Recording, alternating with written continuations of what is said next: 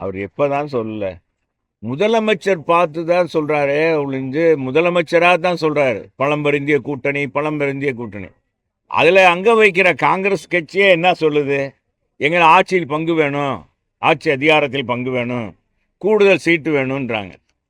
ஒவ்வொரு கட்சியும் பார்த்தா இன்னைக்கு போன தேர்தலை காட்டிலையும் நீங்க கம்யூனிஸ்ட் 2 கம்யூனிஸ்டுகளும் கூடுதல் சீட்டு கேட்குறாங்க.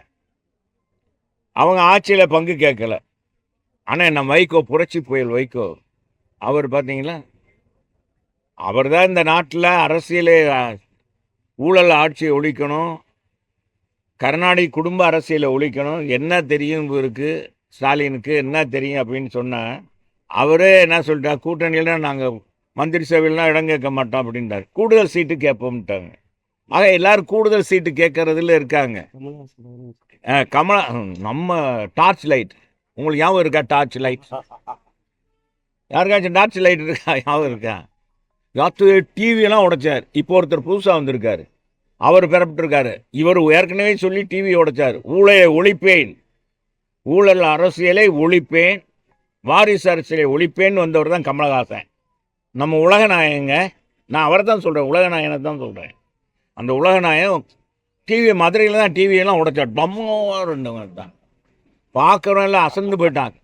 தமிழ்நாட்டில் புதிய புயல் இளம்பிடிச்சு உலகநாயகன் அரசியலில் உலகநாயகனாக மாற போகிறான்னு நினச்சா கடைசியில் நகைச்சுவை நடிகர் இருக்க மாதிரி ஆடிட்டார்.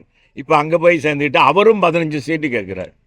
எங்களுடைய கட்டமைப்பு தெரியும். அதில் நேற்று அவருடைய கொள்கை பரப்பு செயலாளர் சொல்கிறார் பாருங்க, எங்கள் தலைவருடைய, எங்கள் கட்சியினுடைய அமைப்பு அவங்களுக்கு தெரியும், திமுக தலைவருக்கு.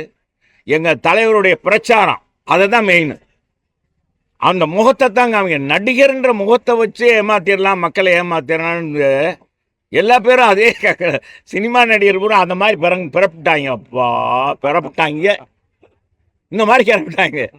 நடிகர்கள்னா ஓட்டு போட்டுருவாங்க, அது கூட்டம் கூடுறதெல்லாம் வச்சுக்கிட்டு என்ன நடிப்பை வச்சு அப்பா முகத்தை பார்க்கறதுக்கு தான் மக்கள் கூட்டம் கூடுறாங்க. அந்த நேரத்தில் கைதட்டிட்டு போயிடுவாங்க. இதெல்லாம் வான வேடிக்கை மாதிரி தான். ஒவ்வொரு நடிகரும் மேலே ஜொலிக்கும்.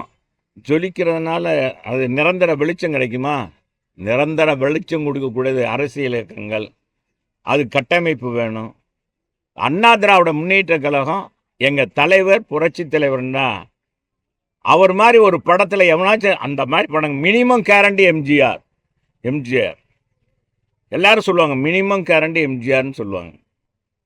எம்ஜி அவர் படம் எடுத்தால் எந்த முதலாளிக்கும் பாதகமே இருக்காது. இப்போ எத்தனை நடிகர் படத்தை எடுத்துட்டு தெருவில் நிற்கிறாங்க. இன்னைக்கு உச்சபட்ச நடிகர் வந்திருக்கார் இல்லையா அரசியலுக்கு, அவர் படத்தை அவர் எடுத்து எத்தனை பேர் தெருவில் நின்றுருக்காங்க, தெருவில் போயிருக்காங்க. எத்தனை எல்லா படமும் விட்டுங்க. எங்கள் தலைவர் படம் அப்படி இல்லை. அவருடைய கதை அமைப்பு எந்த படத்துலையாச்சும் தாய்மார்களுக்கு முதியவர்களுக்கு உதவி பண்ணுற மாதிரி தான் கேரக்டர் அமைப்பார். தீமைகளை எதிர்ப்பார், ஊழலை எதிர்ப்பார்.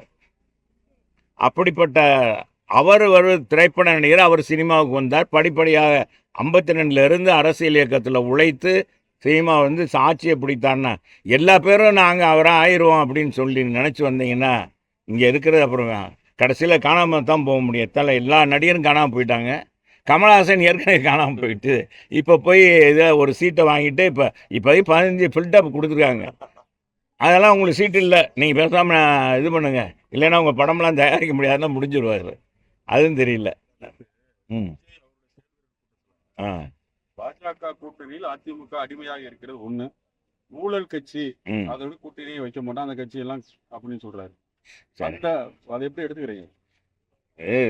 சகோதரி விஜய், நாங்கள் அடிமையா யாரை அடிமைப்படுங்க? நாங்கள் தான் சொல்கிறோம் ஏற்கனவே, நாங்கள் யாருக்கும் அடிமையும் இல்லை, நாங்கள் யாரையும் அடிமைப்படுத்த மாட்டோம். இது அதிமுக வரலாறு.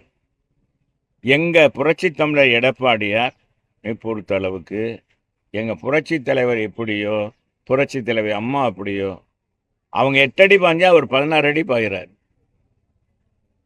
அவருக்கு மாசம் இந்த நடிகர் என்ற மாசம் தான் இல்லையே ஒழிய மக்கள் இன்றைக்கு நம்மளில் ஒருவர் விவசாய குடும்பத்தில் வந்தவர் என்ற அடிப்படையில் தான் இன்னைக்கு எடப்பாடியாருக்கு எங்கே போனாலும் மக்கள் செல்வாக்கு. தூதி வாரியாங்க 25,000 30,000 50,000 பேர் மக்கள் கூடுறாங்க.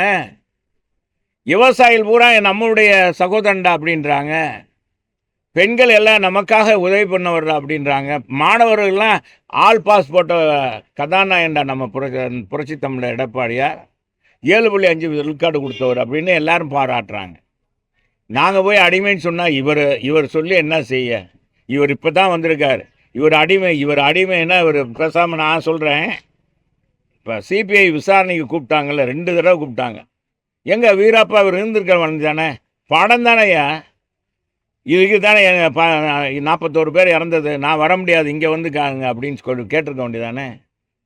வீராப்பா நிற்கணும்ல, இருக்கணுமா என்னங்க?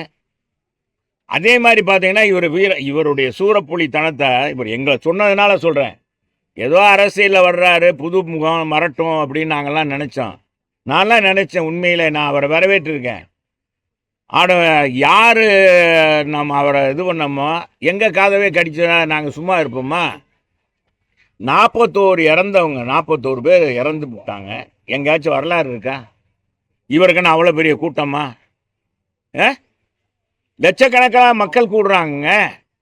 எவ்வளோ கட்டுக்கோப்பு? முதல்ல அவங்க ரசிகர்களை கட்டுப்படுத்த முடியுதா? ரசிகர்களை கட்டுப்படுத்த முடியுதா? 41 குடும்பத்தையும் உலகத்தில் எங்கேயும் கிடையாதுங்க. இறந்தவங்களை கூப்பிட்டு ஃபோன் போட்டு வீட்டுக்கு வாங்கன்னு கேதம் கேட்குற காட்சி தமிழகத்தில் புதியதுங்க.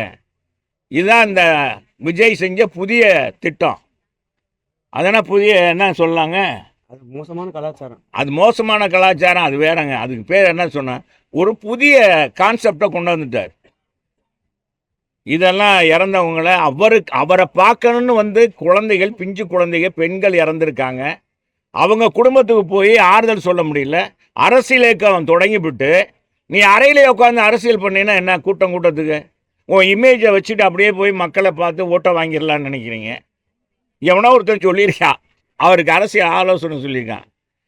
என்னைக்கு அரசியல் இயக்கம் தொடங்கிட்டாலே களத்தை வந்து பணியாற்றணும், மக்களுக்கான நன்மைகள் தீமைகளை கலந்துக்கிறணும், களத்தில் இறங்கி வேலை பார்க்கணும். பாருங்க, விஜய் இப்போ தான் வந்தார், எப்படி இறங்கி வேலை பார்க்குறாருன்னு மக்கள் பேசணுங்க.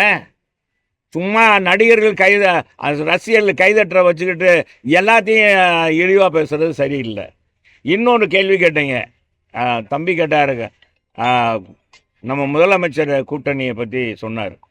ஸ்ட்ராங்கான கூட்டணி. அங்கே ஸ்ட்ராங் கிடையாது, பில்டிங்கு தான் ஸ்ட்ராங்கு, பேஸ் மட்டும் வீக்கு. அங்கே எல்லாம் பம்புறாங்க, ஏன்னா வரிசையாக இருக்குது, காத்து கொண்டு இருக்குல்ல. இன்னும் எல்லா பேரும் அடுத்த இவங்க எல்லாம் போகிறது எங்கே? திகாருக்கு போகிறாங்களா, இதுக்கு போகிறாங்களான்னு தெரியல. உழவலுக்கு போகிறாங்களா, வேலூருக்கு போகிறாங்களா என்னன்றே தெரியல. எல்லா பேருமே அதில் தான் இருக்காங்க, அடிச்சு வச்சுருக்காங்க கோடி கோடியாக. இன்னைக்கு அவங்க நம்புறதே, திமுக கூட்டணி நம்புறதே பணத்தை தான் கூட்டணின்னு. ஆனால் மக்கள் தான் எஜமானர்கள். இவர்கள் இவங்க வீட்டு பணத்தை கொடுக்க போகிறாங்க நாளைக்கு. இத்தனை ஆண்டுகளாக பொங்கல் பரிசு தொகுப்பு கொடுக்காதவர் இந்த ஆண்டுக்கு 3000 ரூபா கொடுக்குறாரு. இதுவரைக்கும் லேப்டாப் மாணவ செல்வங்களுக்கு கொடுக்கல ஒரு முதலமைச்சர். இப்போ போய் கொடுக்குறாரு 10 லட்சம் லேப்டாப். எல்லாம் வேலை பார்க்குறாங்க. வேலை பார்க்கும்போது அதை பார்த்து சட்டமன்றத்தில் சொல்கிறாரு அமைச்சர், சட்டம் வேலை பார்த்தாலும் அதை பார்த்துக்கணும், காலகாலத்துக்கு லேப்டாப் பார்த்துக்கலாம்ல, அதுக்காக தான் நாங்கள் கொடுக்குறோம். இதெல்லாம் ஒரு இதாக மாணவருக்கு படிக்கும்போதே படிக்கிறதுக்கு கொடுத்தாங்க அம்மா.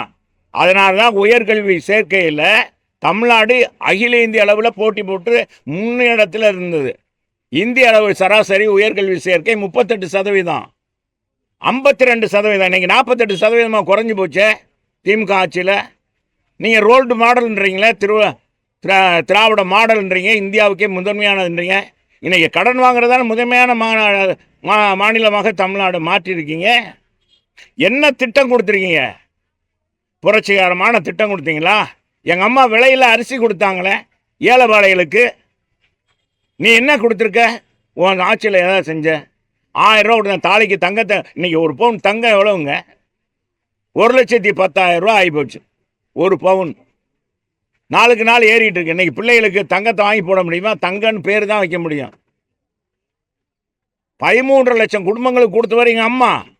53 லட்சம் மாணவிகளுக்கு கொடுத்தவர் எங்கள் அம்மா. அம்மாவும் எடப்பாடியாராம். 53 லட்சம் மாணவர்களுக்கு லேப்டாப் கொடுத்தாங்க. 13 லட்சம் பேருக்கு திருமணத்தை நடத்தி வச்சாங்க. தாலிக்கு தங்கம் கொடுத்து 25,000 ரூபாய் 50,000 ரூபாய் சைக்கிள் கொடுத்தான். அது மாதிரி ஒரு நல்ல திட்டம் உங்க கொண்டாந்து கொடுத்துருக்காங்களே இந்த ஆட்சியில். எல்லாம் தேர்தலை நோக்கியே இன்னைக்கு திட்டங்களை போடுறாங்க.